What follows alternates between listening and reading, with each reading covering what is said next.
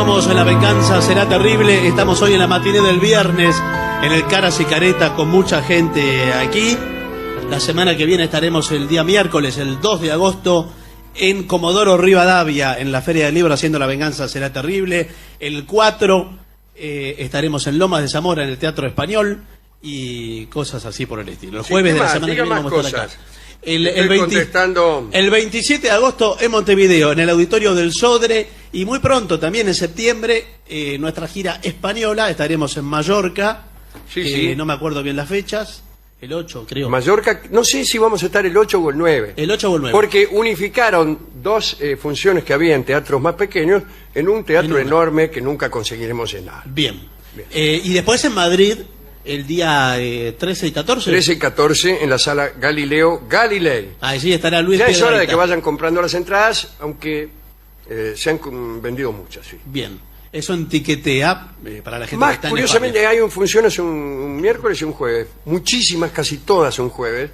Y no tantas, muy pocas el miércoles. Vayan el miércoles. Claro. Empecemos a llenar el miércoles, que en broma. Si es mejor. ¿Por qué es mejor el miércoles? Porque el jueves ya las vendimos.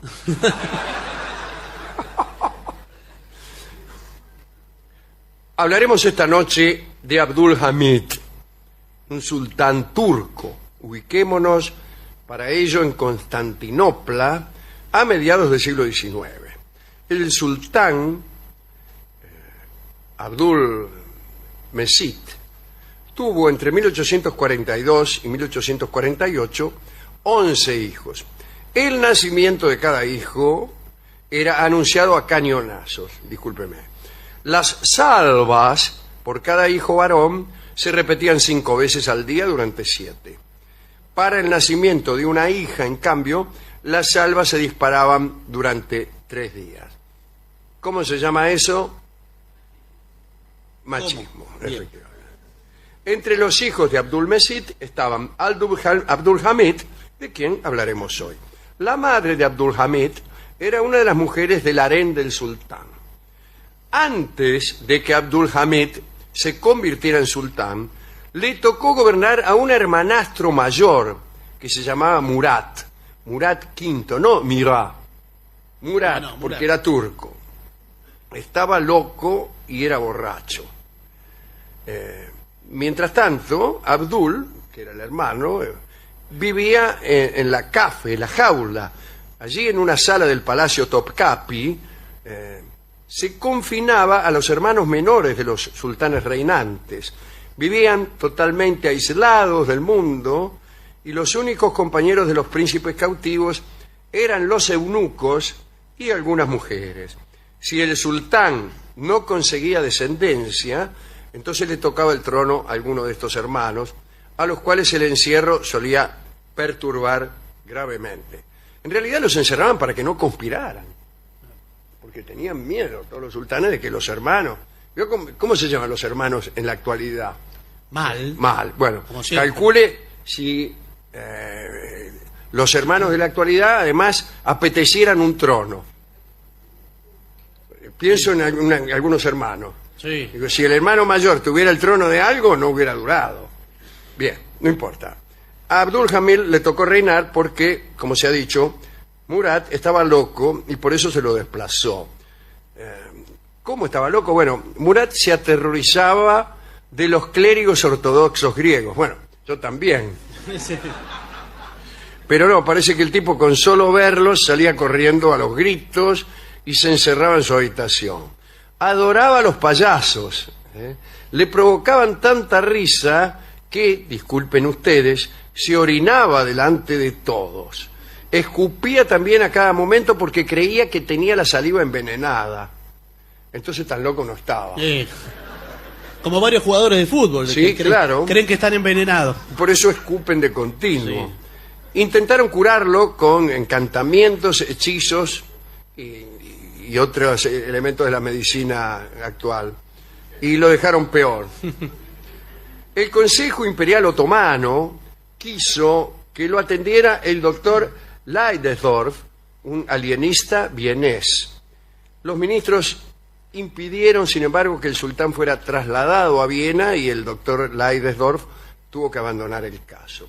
Finalmente el gabinete de ministros decidió deponer al sultán Murad por incapacidad mental. Lo mandaron a la jaula del Topkapi y más tarde una salva de 100 cañonazos anunció a la población que había un nuevo sultán. Abdul Hamid inició su reinado allá en agosto de 1876, tenía 34 años.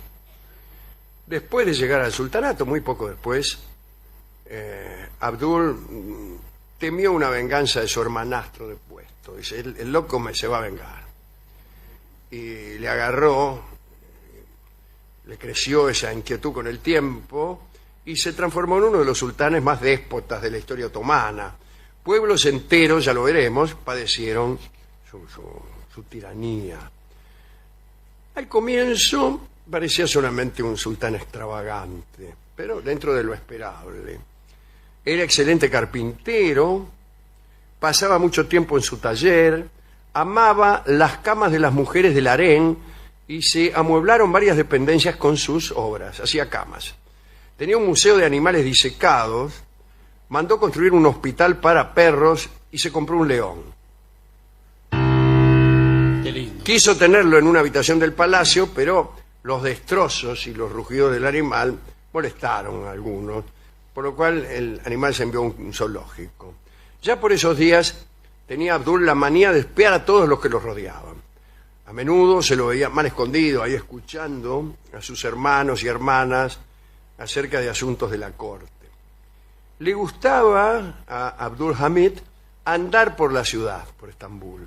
Compraba él las cosas en las tiendas y cada tanto entraba a un café, y aunque tenía un harén a su disposición, se enamoró de una vendedora belga que tenía una tienda de ropa en la calle de Pera. Se llamaba Flora Cordier y era hermosa. El sultán tenía la costumbre de ir a ver a la mena ese negocio, y era muy tímido. Entonces solamente se acercaba para comprar guantes. Yo hago así también. ¿Los tímidos hacen eso? Sí, yo hago así, me acerco, digo, me voy a acercar a esta mina, le voy a comprar un par de guantes, ¿qué voy a hacer? Y la miro y le digo, deme un par de guantes. Me da el par de guantes, ¿cuánto es tanto? Y le pago y me voy. Y así 30 años. ¿Pero cómo puede ser? No. Estoy esperando que alguna vez se caiga el techo encima y la mina me dice, vio, se ha caído el techo encima. Entonces ahí es donde yo aprovecho y le digo, tiene razón. Bien, el caso es que esta intimidad, a saber, el amor de este sultán por la vendedora de guantes, la cuenta Disraeli, el primer ministro inglés, ¿no? En una carta a Lord Salisbury, dicen que incluso se produjo ahí en el mismo negocio, un casamiento secreto, aunque es algo que nunca fue reconocido oficialmente. Una vez, tras haber asistido unas 20 veces y haber comprado 20 pares de guantes, el sultán Abdul Hamid se acercó a Flora y le preguntó si podía casarse con él. Es decir, de nada va a todo. Tiene 2 velocidades. Nada y muchísimo. Y ella aceptó y fue a vivir incluso a un palacio secundario a orillas del Bósforo. El romance entre Abdul y Flora Cordier duró 1 año, nada más, a causa de la oposición de funcionarios y parientes. Nada se dice de ella después de la ruptura y la tienda de la calle de Pera fue cerrada, ¿no? Corrieron rumores de que Flora había sido enviada de vuelta a Bélgica. Chao. A Abdul le gustaba mucho el teatro. Contrató a una compañía ambulante de actores italianos dirigidos por Arturo Stravolo. Abdul quería muchas veces cambiar los argumentos de las obras y también de las óperas. Le gustaban mucho las óperas, pero odiaba los finales desgraciados.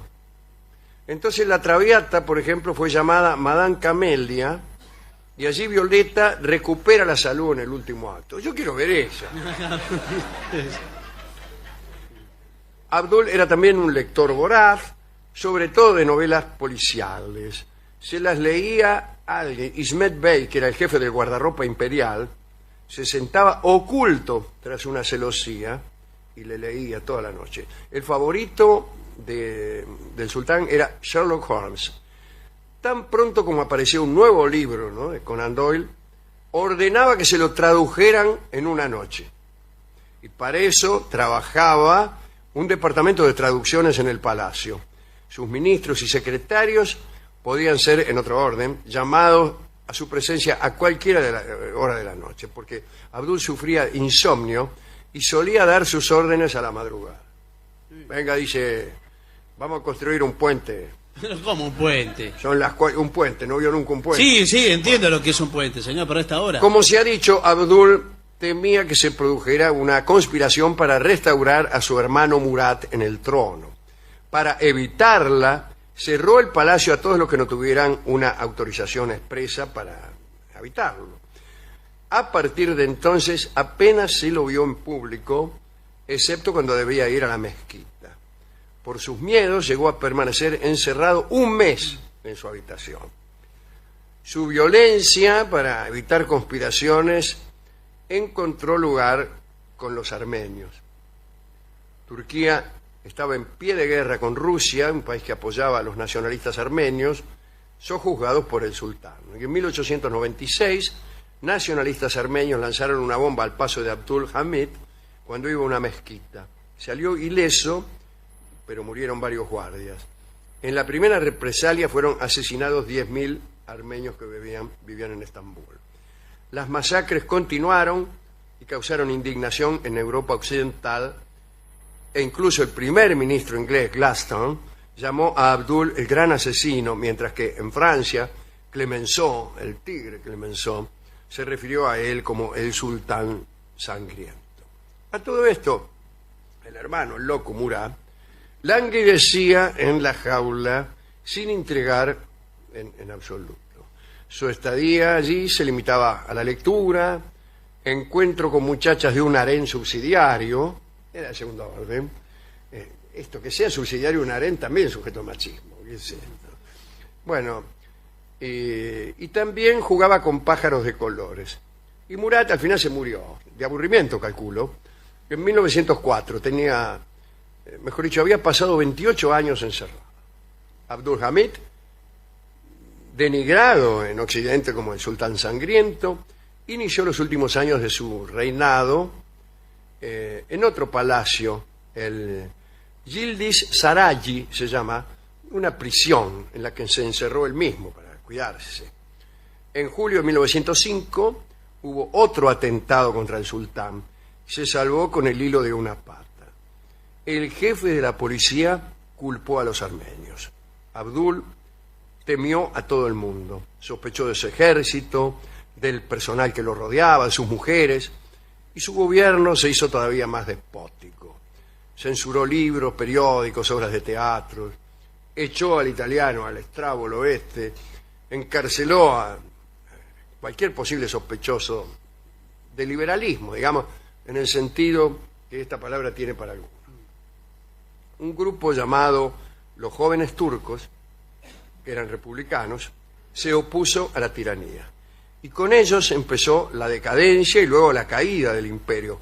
Los Jóvenes Turcos llamaron al derrocamiento de Abdul en pro de la democracia, aunque fuera necesario el uso de la violencia. A la lucha que habían despertado los Jóvenes Turcos se unieron algunos hombres del ejército. Mahmud Pasha fue uno de ellos, entró con sus tropas a Estambul. Los guardias del palacio Yildiz desertaron y Abdul quedó indefenso.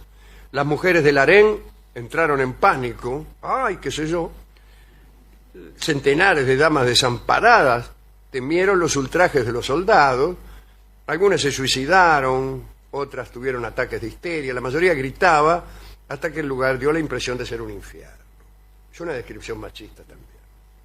El sultán Abdul Hamid se entregó. Una improvisada asamblea lo declaró indigno de reinar. Bueno, lo había hecho 32 años. Pidió vivir en un palacio alejado de la ciudad. Se le negó esa posibilidad. Digo, ¿qué te cree que yo? Le dijeron. Y lo exiliaron a Tesalónica. Fue en tren junto a 4 de sus hijos, 3 esposas, 4 concubinas, 4 eunucos por si acaso, algunos gatos y un perro San Bernardo. Las damas que quedaron en el harem fueron desalojadas del palacio. Una de las procesiones más tristes de las numerosas retiradas de grandes caídas era la compuesta por esas damas. Las infortunadas eran de todas las edades y eran tantas que hicieron falta 31 carruajes para sacarlas de Yildiz.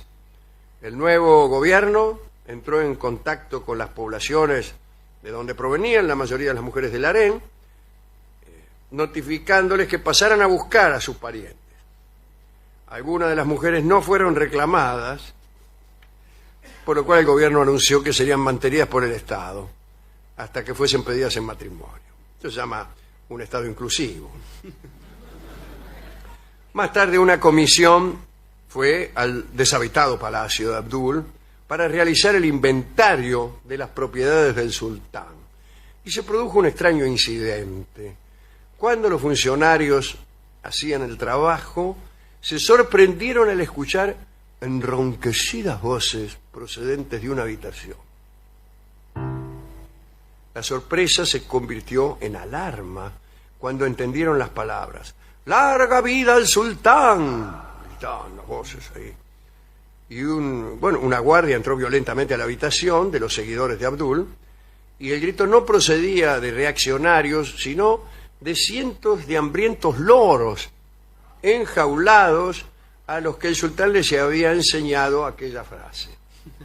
Larga vida al sultán, como quien le enseña al loro la marcha peronista. Nominalmente ocupó el sultanato un hermanastro menor de Abdul. De todos modos, el control del gobierno lo tenía la Unión de Jóvenes Turcos, que en 1914 embarcaron al imperio en la Primera Guerra como aliada de Alemania. Esa fue una decisión fatal para el Imperio Otomano. ¿Se recuerdan las palabras de Gladstone? Decía: el Imperio Otomano acaba de cometer suicidio. Bueno, después de perder la guerra dejó de existir. Abdul Hamid murió en 1918 y un año antes todas sus esposas y sus concubinas, menos una, habían pedido permiso a la asamblea para abandonarlo. ¿Qué cosa es que le tengan que pedir permiso a la asamblea para dejarlo a un tipo? A mí no me piden permiso ni a mí. Sí. Y pudieron irse, ¿eh? Una tal Musfika se quedó con él hasta el final. Y Abdul Hamid murió en sus brazos. Es una linda historia. Una linda historia porque está bien construida. Los sucesos de la historia son todos desgraciados, como ocurre con las buenas novelas. Hemos ido a la discoteca, inmediatamente saltó de la mano del discotecario la balada para un loco, en la estupenda versión de nuestro querido amigo José Ángel Trelles. Vamos a escucharlo.